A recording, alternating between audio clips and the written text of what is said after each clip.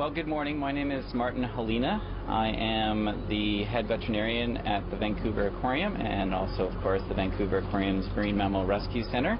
My last name is spelled Haulena. And so as you know, a false killer whale, a Sidorca crassidens, stranded near Tofino at Chesterman's Beach yesterday late morning, early afternoon. I just want to tell you, it's unfortunate for this individual animal, but if an animal was going to strand, this is where you want to strand, because there is no other facility anywhere in Canada that if you are especially a stranded cetacean, you could be brought to. So I think as a region and the community, we're super lucky that we've got the resources here. And I should also say that the only reason we are here is because we've got people that visit the Vancouver Aquarium, and people who visit the Vancouver Aquarium are supporting a whole number of programs. This is but one of many great programs that we have. This is not run by tax money. It's not run by the government. It's not run by the Department of Fisheries and Oceans. It's run by the Vancouver Aquarium, and it's only through people visiting us and our donations and of course our corporate support and that sort of business that we can do this sort of thing. So the reason that we can do this sort of thing is because we have an incredibly dedicated staff. And you know, last night I did not go out on the actual transport. We had our a great team going, including our marine mammal training staff. We sent 2 veterinary technicians. We also sent a veterinary student from the University of Guelph who comes here because we've got a great program and great things happening. And we also sent our other veterinarian, who is our veterinary fellow, Dr. Justin Rosenberg, who's here for 1 year trying to get it on the road to specialization. And this is his 4th day here, and he got a pretty incredible experience.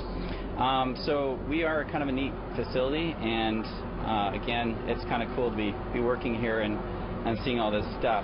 So this particular animal is very special. We do respond to stranded cetaceans and marine mammals of all sorts here at the Marine Mammal Rescue Center. And of course, we've had some great success in the last few years with harbor porpoise calves, and also with tremendous success with the release of Levi, the harbor porpoise, just a few short months ago. So this is a false killer whale. It is an animal that is found off of British Columbia, but relatively rarely compared to some of the other species that we normally see. It's often considered to be a tropical or subtropical species, and so there is some interesting questions about why the animals are here, what they're doing here, and how they migrate in response to water temperatures and climate and seasons. So that on its own is very, very interesting. The animals are a unique species for us. There are not very many of these that are, for example, seen at different parts of the world in terms of intensive care. There are very, very few people that have any experience at all with stranded calves. I should say that any stranded cetacean is it's a case that often carries a poor outcome. There are so many things that can go wrong with stranded cetaceans. Once an animal decides that it can't live in the sea, this is an animal that's designed to only be in water. Once it has decided it can no longer do that, things are really bad. Something really bad has happened. And then we have all the really bad effects of actually stranding. So pressure on lungs, pressure on muscle, kidney failure, catecholamine releases, more and more organ failure, birds pecking, scrapes on the substrate and different sort of rocks and shellfish. And then all the things that we do, we have to transport the animal, start supportive fluid therapy. People are obviously interested. They're hanging around, sometimes stressing the animal out more than it should be.